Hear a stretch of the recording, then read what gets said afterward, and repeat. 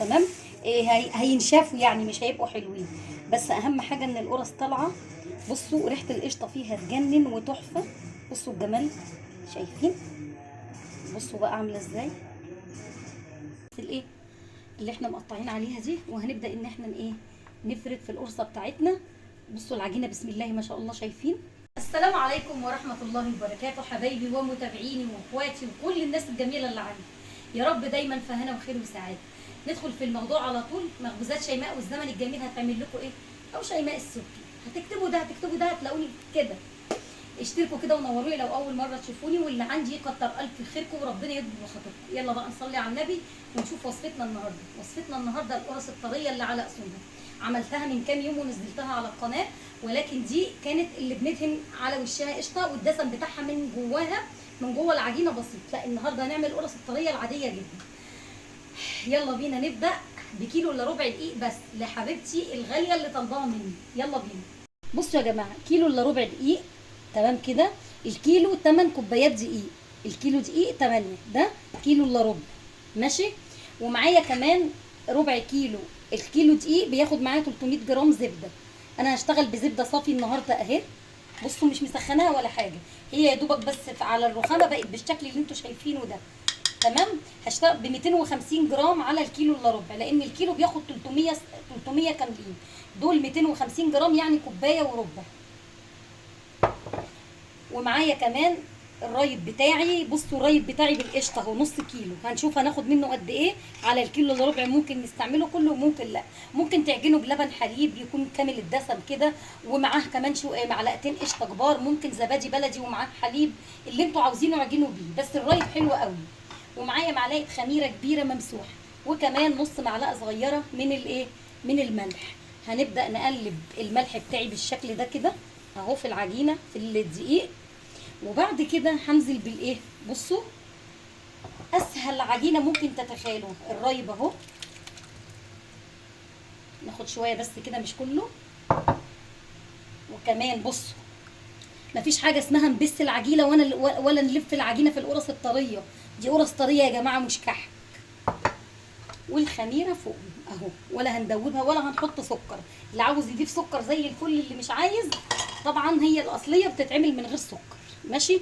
ونبدا ان احنا نقلب كل الحاجات الحلوه دي في بعض كده ونشوف، ونبدا نعجن العجينه بتاعتي. بصوا يا جماعه، شايفين المنظر العجينه بتاعتي عامله ازاي؟ بصوا شايفين؟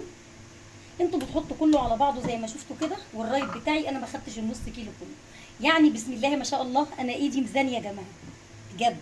يعني انتوا هتجيبوا نص كيلو رايب او نص كيلو حليب وتنزلوا بشويه منه كده وتسيبوا منه بتاع كوبايه الا ربع، لا نص كوبايه بس اهو. العجينه اهي ما بسيبهاش تخمر، ما بسيبش القرص الطريقه. امشوا على الطريقه اللي انا بقول لكم عليها وما بسيبهاش تخمر. تمام. حاطين عليها ايه، حاطين عليها كيلو الا ربع دقيق، نص معلقه ملح صغيره، ربع كيلو زبده، والسمنه حسب ما انتوا تحبوا، بس يا سلام لو كانت زبده. كمان جبنا نص كيلو رايب او حليب او اي حاجه انتوا عاوزينها تعجنوا بيها، بس ما نزلناش بالرايب كله. خدنا منه بتاع 400 جرام او 350 جرام بس. ماشي. يعني انتوا انزلوا بالرايب حبه حبه لحد ما تلاقوا العجينه ايه زي ما انتوا شايفين بالشكل ده. بصوا الجمال، طريه عامله زي الملبن اهي. بس هسيبها ترتاح بس 10 دقايق يا دوبك، واجهز الصواني ونبدا نقطعها ونسيبها تخمر على صوانيها. بصوا بقى، جبت الصينيتين الحلوين دول، اكبر صواني عندي. دي تقريبا داخله في مقاس 50 اهو. تمام. تقريبا مقاسها 50، ودي بسم الله ما شاء الله برده 60. تمام اهو. نبدا بس نقطع القرص بتاعتنا اهو. تمام كده اهو. طب يا شيماء انت ما سبتهاش تخمر ليه؟ انا بسيبها تخمر في الصواني بتاعتها. خلوا بالكم الجو حر جدا جدا اصلا، والعجينه ما بتبقاش مستحمله، عشان تبقوا عارفين يعني.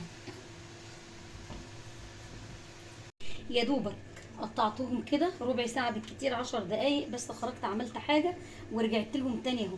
تمام. بصوا انتوا تحسوا اصلا ان هم خمروا، ما كانوا مقربي كده. بصوا بقت عامله ازاي، تحسوا ان هي علت وخمرت خالص اهي. هناخدها بقى بايدنا كده بسم الله الرحمن الرحيم على نفس الايه اللي احنا مقطعين عليها دي، وهنبدا ان احنا ايه نفرد في القرصه بتاعتنا. بصوا العجينه بسم الله ما شاء الله، شايفين؟ بصوا بايدنا كده بقى بالكلوه دي كده اهو. وافرده. مهم. ده غير الكماج والبكاكين يا جماعه، دي حاجه ما بترتفعش، دي قرص طريه كده بتبقى بالزبده والرايب، ومقادير غير المقادير خالص اهو. تمام، هناخد القرصه بتاعتنا وعلى الصينيه على طول. وفي المرحله دي، في الوقت ده انا بسيبها تخمر هنا. بسيبها تخمر فين؟ في الصينيه بتاعتها. يعني احنا هنفردهم كلهم في الصينيه وهنسيبهم نص ساعه ولا حاجه، مش اكتر من كده لان الجو حر جدا اهو. بصوا كده يا جماعه، شايفين قد ايه هنعمل ايه؟ هنسيبهم بالظبط كده، مش اكتر من ربع ساعه لان الجو حر جدا فعلا يعني. ماشي، هما طلعوا كيلو الا ربع، طلع زي ما انتم شايفين كده، وانا بسيبهم بقى يخمروا دي المرحله الوحيده اللي بسيبهم يخمروا فيها. ماشي، وهنرجع لهم تاني. بصوا يا جماعه، القرص بتاعتي بسم الله ما شاء الله، شايفين المنظر؟ شايفين خمرت ازاي؟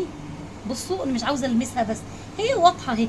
بصوا النار مش زي الكحك، النار عاليه متوسطه زي ما انتم طبعا ده مش علو الفرن قوي. بصوا لو هعلي الفرن على الاخر لا، لا اهو لو هعلي الفرن لا، هنخليها بس بصوا متوسطه بالشكل ده، مش هتاخد اكتر من 10 12 دقيقه في الفرن.